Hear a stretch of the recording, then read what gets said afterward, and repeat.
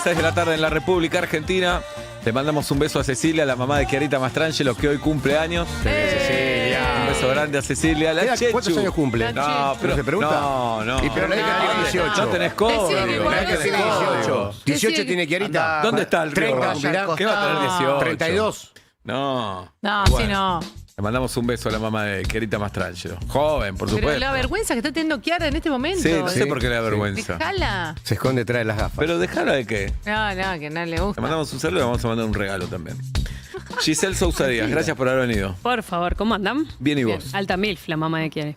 No, yo no veo a las mujeres de Tremenda esa manera. milfona. No. Alta Tremenda milf. milf. ¿Vos te vas a ir a Telefest el mismo horario? ¿Tenés algún plan así de...? Porque estoy remontada, ¿no?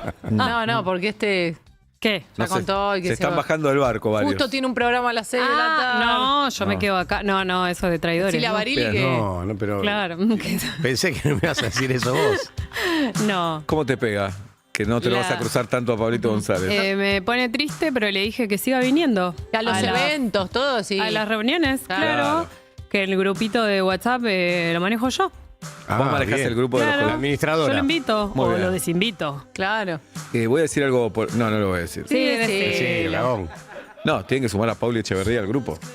Claro. Tenemos nueva columnista de Se música. la tiene que ganar para mí.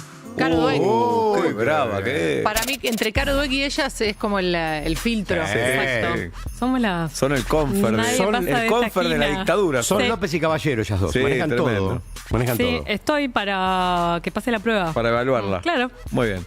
Giselle Sousa Díaz, ¿qué nos trajiste hoy? Bueno, muchachada. Arranco con un peloteo, simple. Ajá, a Para ver. responder por sí o por no. Ok. ¿Conocen gente que haya hecho terapia de pareja? Sí. Sí. ¿Conocen gente que haya, madres, padres que hayan llevado hijos chiquitos a la psicóloga? Sí. Sí. Acá freno. ¿Conocen padre con hijo varón, adultos ambos, que hayan ido juntos a terapia? No. ¿A trabajar el vínculo padre-hijo? No. No. Perfecto, ahí estamos. Hoy les voy a contar la historia de un joven que estuvo no una, sino 2 veces tomando mate con la muerte, así, de pecho. Cara a cara. Hoy les voy a contar no solamente qué le pasó en esas 2 situaciones muy distintas, sino cómo esos 2 eventos dramáticos cambiaron la historia completa de su familia. ¿Vamos? Vamos. El protagonista de esta historia se llama Juan Cruz Medina. Es técnico químico, tiene hoy 26 años, trabaja en un laboratorio. Cuando Juan tenía 18 años, practicaba atletismo. En el verano del año 2017, 18 años, se fue a un lugar llamado Nontué, en Neuquén, a hacer un campamento de entrenamiento. Estuvo bien, la pasó bien, nada muy sobresaliente. Iba a practicar en el verano para venir acá y estar entrenado en el invierno. Estuvo 2 semanas allá, volvió y un mes exacto después de haber vuelto, empezó a sentirse mal. Él me dice, yo la verdad que no entendía qué me había pasado, el viaje ya me había quedado de lejos. Un día me doy cuenta de que tengo fiebre. En un entrenamiento se da cuenta de que tiene fiebre, lo mandan a la casa. Bueno, hasta ahí no es fiebre, no pasa nada. Al día siguiente, una compañera de trabajo lo encuentra derrumbado en el escritorio. Juan, ¿qué te pasa? ¿Qué te pasa? ¿Te quedaste dormido? Sí, me quedé dormido, tengo fiebre, se va a la casa. Hasta ahí, una gripe. Piensa en 2017, no existía el COVID. Bueno, una gripe, la madre vamos al médico, él no, que viene al médico por una gripe, lo llevan al médico. 4 días después, Juan entra a la guardia de un hospital, les diría colapsado. 41 de fiebre, convulsiones. Él me dice, sentía que me asfixiaba. La gente preguntaba, ¿qué le pasa a este pibe? 18 años, deportista, ¿qué le pasa a este pibe? Hago un puntito acá para contarles un poco sobre la historia de la familia de Juan. Un zoom out, como se dice. Bueno, la familia de Juan en ese momento estaba partida al medio, les diría, con palabras de él. Una parte de la familia no se podía ni ver con la otra. Se va. Hola. Yo le digo, ¿qué es no se podía ni ver con la otra? Bueno, me dice, su mamá y su papá se habían separado, hacía 10 años que no se hablaban. Tremendo eso para los hijos, los padres que no se hablen. Él me dice, no solo no se hablaban, sino que no podían compartir ni siquiera un espacio en común. Y vieron que cuando esas bombas caen en las familias, en los que fueron parejas o en los que fueron familias, a veces como la onda expansiva llega a tíos, abuelos, primos. Casi siempre. Casi más siempre. más que a veces. Casi siempre, es verdad. Y se van como ahí, como cayendo soldados en el camino. Me dice, bueno, la onda expansiva acá era tremenda porque mi papá y mi abuela, que habían sido muy queridos suegra y yernos, peleados a muerte. No compartir tiempo y espacio es no poder cumpleaños, fiestas, actos del colegio, nada. Y los hijos, como les ha pasado a mucha gente que vive en estas situaciones en la familia, yo creo que en un momento te acostumbras, o sea, no lo elegís, pero es la familia que te tocó. Los hijos se habían acostumbrado. Vuelvo a él en el hospital. Al día siguiente de haber llegado al hospital, no sabían qué tenía, estaba cada vez más grave, lo intuban, no podía respirar. Me cuenta Valentina, su hermana. Ella estaba en Córdoba con el papá, hasta ahí, Juan está con fiebre, está en el hospital viendo qué tiene, hasta ahí una fiebre, nada demasiado grave. Recibe un mensaje de su abuela que dice, Juan está re mal, vengan a despedirse. Drama total, ella me dice, imagínate como pasar una situación así, como drama total. ¿Qué tenía Juan? Algo como bastante insólito y que no se escucha demasiado, antivirus. ¿Se acuerdan de la época del antivirus? Sí, claro. Sí. Yo me acuerdo. Era todo patagónico. Iba al colegio y en un momento fue como no tomar de las latitas por si las ratas hacían pis en las latitas, no tomar. Bueno, hubo una época, después como que mucho no se habló del tema. El antivirus se contagia, lo transmite un ratón y es como, se tienen que dar una cadena de hechos, que en este caso es casi como si tenía que pasar. Tiene que ser un ratón que esté infectado y que justo haya hecho pis o no sé, o cualquier otra secreción, digamos, en algo que vos hayas tocado. O sea, una cosa más la otra más la otra. Se da un caso en 1.000.000. ¿Vieron que a veces cuando vemos las estadísticas, un caso en 1.000.000? Bueno, este caso era Juan. Y la cepa andina, que es la que vos decís, la de Neuquén, tiene una mortalidad altísima. 6 de cada 10 personas se mueren. Tremendo. O sea, vos de repente te vas de campamento, volvés y estás en ese estado de situación. Le pregunto a tu hermana, ¿volvieron? Obviamente en 2 ruedas. ¿Se despidieron? ¿Te despediste? Me dice, bueno, muchos en la familia sí, porque imagínate, o sea, vos te dicen despedite y vos decís, le voy, no sé, capaz que tengo minutos. Le digo, ¿vos? No, me dice, yo no me despedí. Yo decía, ¿cómo se va a morir? ¿Entendés? Tiene 18 años. ¿Cómo se va a morir así? No puede ser. Bueno, les contaba recién de esa pelea familiar que había atravesado la familia históricamente. Imagínense que de repente una familia que está así tan partida y tan desparramada se encuentra en una misma situación frente a un mismo drama. Digamos, el drama, viste, que o te termina de matar o te une. Y esa familia estaba ahora unida por un mismo dolor con un pibe que se les moría. La hermana me dice, de repente mi mamá y mi papá, 10 años sin hablarse, estaban ahí, en esa misma sala de espera. Podrían haber estado echándose culpas, mirando para otro lado, aprovechando la situación para hacer leña del árbol caído. Y por primera vez, después de tanto tiempo sin poder ni verse, vuelven a mirarse, vuelven a hablarse, vuelven a escucharse. Me dice, mi abuela y mi papá, que no tenían ningún tipo de conexión, un día me dice, yo vuelvo, después de muchos días, Juan estuvo en coma 1 día, 2 días, 3 días, 16 días y seguía en coma. Un día vuelvo y mi papá y mi abuela estaban abrazados. De verdad, digo, yo puedo contar esto y puede parecer una obviedad, pero todos los que tuvimos peleas familiares históricas sabemos que esas cosas te pueden terminar de reventar. O sea, no necesariamente algo tremendo te une. Bueno, estaba ahí Juan entre que se moría y que salía adelante. Suceden estas 2 cosas casi como clavijas que tenían que ajustarse ahí como en su vida. Y sucede una pequeña escena mínima.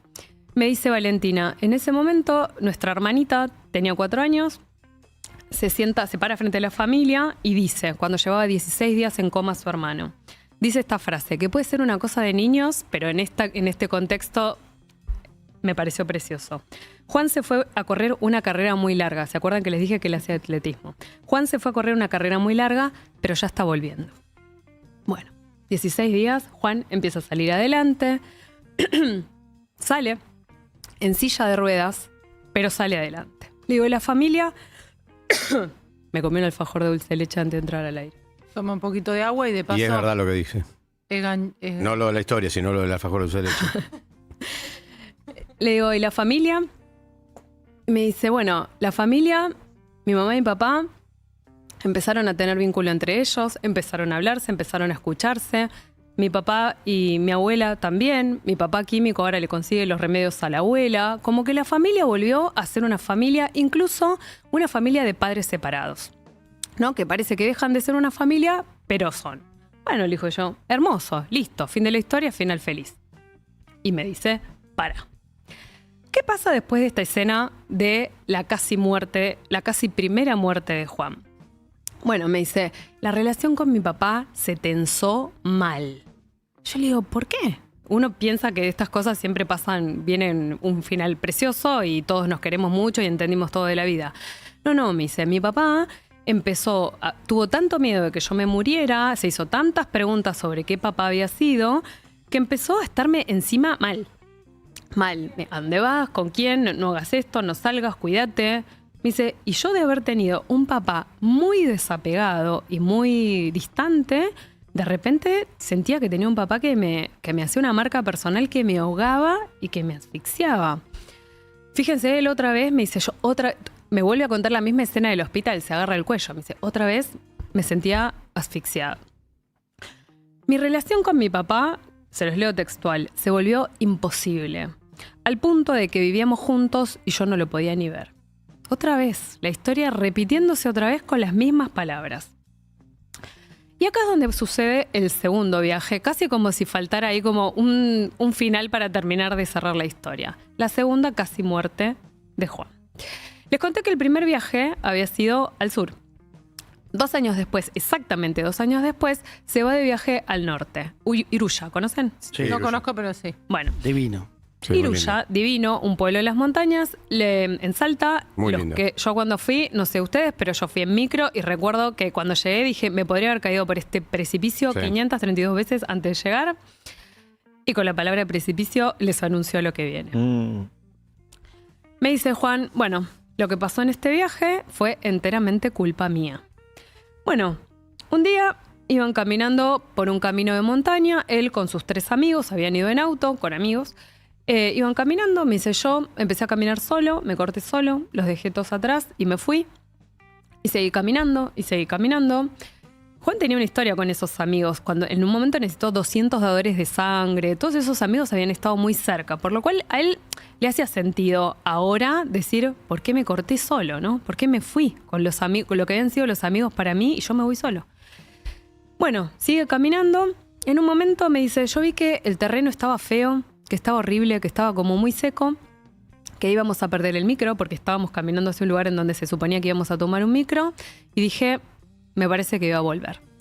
Y en el momento que se dio vuelta y dijo, voy a volver, el piso se desmoronó literalmente. Yo le digo, ¿qué se desmoronó? Un camino de cabras. Juan cayó 30 metros hacia abajo. 30 metros. O sea, imagínense.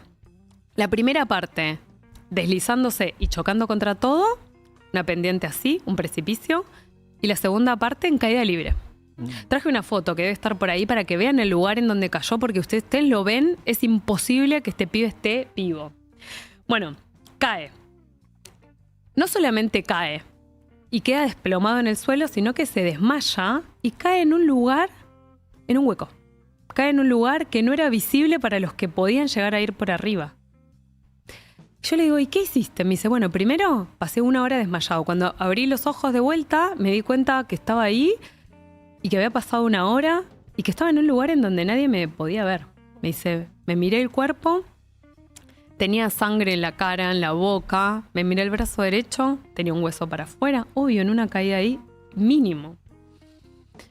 Me miré los pies, las manos, dije, no sé si puedo yo hacer algo para salir de acá. En un momento se tocó el bolsillo y tenía el celular. Dijo, bueno, zafé, tengo el celular, puedo pedir ayuda.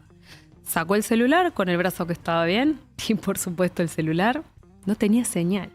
O sea, un paso para adelante y un paso para atrás. No podía pedir ayuda.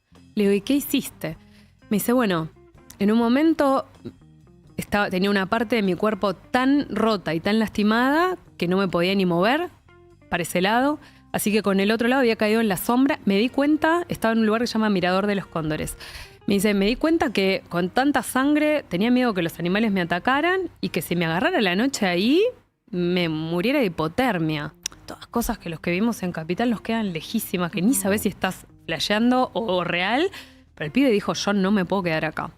Me arrastré como un gusano, me dijo. Me arrastré de la luz, de la oscuridad hacia el sol, por lo menos para calentarme un poco el cuerpo, me estaba congelando. Y después le digo, ¿qué pudiste hacer en una situación tan dramática que no te vea nadie, que se te venga la noche cada vez peor? Me dice, bueno, junté todo el aire que tenía en mi alma, en mi cuerpo y en mis pulmones y empecé a gritar, ¡ayuda! Con todo lo que tenía. Y terminaba y volvía a gritar lo mismo. Y después, a esperar. Iván, el amigo con el que había ido, que lo estaba esperando, por supuesto puteándolo en el lugar en donde habían perdido el micro, de pronto estaba en esa rumiación y escuchó en el aire un hilito de voz. ¡Ayuda! Iván, viste, como empezó a mirar para todos lados para decir, Juan, ¿dónde está? Bueno, salieron a buscarlo entre todos. Imagínense tratar de encontrar a un pibe en un precipicio, desde ahí arriba con la inexperiencia total. Como Juan había logrado salir del hueco y estaba en un lugar un poco más visible, desde arriba, asomándose, en un momento lo vieron. Pero lo vieron y era imposible bajar. Es como yo les digo ahora, vos ves a alguien ahí abajo en un precipicio. No te animás a bajar, si nos matamos todos. Volvieron los amigos al pueblo a golpear casa por casa las puertas, a pedirle a alguien que los ayudara. Así que juntaron gente en el pueblo, fueron, y los lugareños fueron al lugar, empezaron a bajar, fueron con tablas, con vendas, con sogas, bajaron, lo subieron. Cuando los lugareños pudieron acceder al lugar en el que estaba Juan, habían pasado 5 horas que había estado ahí tirado. Lo trasladaron como si fuese una momia por las montañas, porque lo pusieron en una camilla, lo envolvieron, lo ataron y así lo fueron moviendo. Juan tenía el brazo partido, la pelvis fracturada, bueno, estaba todo roto, tenía varias costillas rotas. Bueno, imagínense un chabón que sale en esa situación, pero que otra vez había sobrevivido, o sea, tomando mate con la muerte real. O sea, ¿qué me está pasando que me expongo y que me pasan estas situaciones? Juan había ido en auto, como les decía, a las vacaciones. Por supuesto, el auto terminó quedando allá, quedó internado un montón de tiempo, volvió en avión, lo va a buscar su papá al aeropuerto. La profecía autocumplida del papá, que le venía diciendo, por favor, cuídate, por favor, cuídate, por favor, cuídate. Y acá es donde voy al comienzo de esta historia, donde les contaba esto de cómo termina un hijo con un papá, adultos los dos, en una terapia de a 2 personas, que son historias que de verdad no conocemos. Bueno, me dice, volvía con mi papá y los dos nos dimos cuenta de que no nos íbamos a entender nunca. O sea, el padre decía, vos tenés un problema, te exponés a estos riesgos, no te cuidás, no sabés, tratate bien, mirá lo que haces con tu vida. Y el hijo le decía, déjame vivir, el problema lo tenés vos, que todo el tiempo estás pensando que me va a pasar algo. No se podían poner de acuerdo. Bueno, con un poco de ayuda de todos, los convencieron de que fueran a esta terapia. 48 años el padre, 20 años el hijo, sentaditos uno al lado del otro frente a una psicóloga, Claudia Palau. Por si a alguien le sirve, porque a mí cuando me contó esta historia dije, ¿cuántos de nosotros hubiésemos necesitado una situación así? Para vivir mejor con los padres que nos tocaron. Padre e hijo, 48 y 20 años, los dos químicos, les decían, empezaron terapia juntos. Una terapia vincular, que lo que tratan es de que padres e hijos puedan tener relaciones más saludables, lo mismo que pasa en las terapias de pareja. Le digo, Juan, ¿y para qué sirvió? Porque la verdad es que lo más inesperado de esta historia es que termine en esto. Que termine lo que pasó con la mamá y con el papá, que termine con la abuela y el papá, pero también que termine en ellos. O sea, muchos vínculos ahí que había que ajustar. Me dice, primero para generar un espacio en donde poder decirse todo lo que teníamos guardado antes de que sea una bola de nieve tremenda. De esas que no tienen retorno. ¿Qué papá fuiste? ¿Qué papá yo quería que fueras? Y el padre diciendo, bueno, a mí me estaba pasando esto también, ¿no? Un hijo diciéndole y que no sea como una cosa acumulada con el tiempo sin retorno. Después para aprender a respetarse, que no es tan fácil. Me dice, mi papá me decía, no puedo entender cómo te vas de vacaciones a lugares tan peligrosos. Y el hijo le respondía, no puedo entender cómo te vas 25 años seguidos al mismo lugar de vacaciones. ¿Entendés? O sea, los dos a la final, ninguno de los dos tenía razón. Pero la clave era entender que había distintas posiciones. Y por último, y con esto termino, le digo a Juan, ¿y vos? Le digo, ¿y a vos para qué te sirvió ese espacio para estar al lado de tu papá y escucharse? Y me dice, bueno, en primer lugar, para entender que había algo que tenía razón. Él me decía, vos tenés que aprender a cuidarte, y yo de verdad no me cuidaba. Yo tenía que crecer y tenía que madurar. Y en segundo lugar, lo que entendí es que yo durante mucho tiempo él había estado como tan distante que en un momento yo sentí que yo mucho no le importaba. Y sí, escuchándolo fuera de un contexto de pelea y fuera de un contexto de discusión, lo que pude entender es que más allá de que él lo expresara mal y que el pánico lo hacía a veces quererme de una forma súper agobiante, lo único que había en el fondo era un amor descomunal. Fuerte. De las más fuertes de todas esta, ¿no? Sí. Te toca de papá. No sé, puede ser. Porque además decís el papá de 48 años, tengo 50. Qué bárbaro. ¿Viste? Tremendo. Cómo las cosas que nos pasan nos alteran cosas de otros órdenes de la vida. A mí me flashea eso. Y lo pones en una ficción y increíble. Y es un montón. Cae 30 metros. La segunda es mucho. La segunda es mucho. Imagino que en el pueblo tal vez estaban acostumbrados a estas cosas, ¿no? Si estaban tan preparados para levantar a una persona de 30 metros, ¿no? Bajar. Es un pueblo que no tiene nada, perdón, no tiene nada, tiene un montón de cosas, pero lo que digo es, están acostumbrados a curarse porque tampoco Claro. es que... Están Pero al toque de un te hacen una hospital. camilla en 2 minutos, Sí. levantan a alguien. No hay un superhospital, obviamente. Es un lugar hermoso, Iruya. Es un lugar espectacular. Hermoso. También tienen un Esa contacto que no entras con... con auto. ¿Es ese Iruya o no? No sé si entras con... Yo fui A la con puerta creo que micro. vas. Yo No sé me si parece haces que como entras ese por un camino camino de final. ripio. Había mucha gente que hace travesías en moto, me acuerdo. Una noche, mucha gente que va como en grupos a hacer travesías de moto y paraban en el centrito muy chiquitito que tenía, pero era espectacular. Él lo que me dijo fue, la gente bajaba, ellos tienen un contacto con su espacio que nosotros no tenemos. Me dijo, bajaron como si fueran cabritas, era un camino de cabra. Me dijo, ¿viste cuando la gente está tan acostumbrada a recorrer esos caminos que tienen un contacto, que ellos sí se animaban a Claro. hacer eso? No sé si bajan todo el tiempo a rescatar turistas. Y la solidaridad de la gente. Claro. Sí, a mí Porque eso me parece... La diferencia pueblo-ciudad, no quiero caer en el lugar común, pero acá en la ciudad nos toca el timbre, un desconocido, y nos dice, che, mi amigo está grave. No salís. Y Te no van a salís. chorear. Te van a No chorear. salís, no Total. salís. Y fueron todos, y todos se expusieron también en ese riesgo de ir a buscar a alguien ahí abajo. De verdad, después comparto por ahí, si quieren, en Instagram, la foto del lugar en donde él cayó. De verdad, es muy arriesgado animarte a bajar para que sea un desconocido y que vos lo vayas a sacar. Por eso él es como tan agradecido de lo que le pasó y de esta cosa de a veces un desconocido, ¿viste? Puede ser una persona re importante en tu vida, ¿viste? Que pasa y te salvó la vida. Y no sabes ni cómo se llama. Mi mamá escuchó la columna, Giselle, quédate tranquila. Bueno, ¿Está bien? mándale un besito. Giselle Sousa Díaz, en Vuelta y Media. Quiero hacer canciones que no hablen de vos, pero no me sale.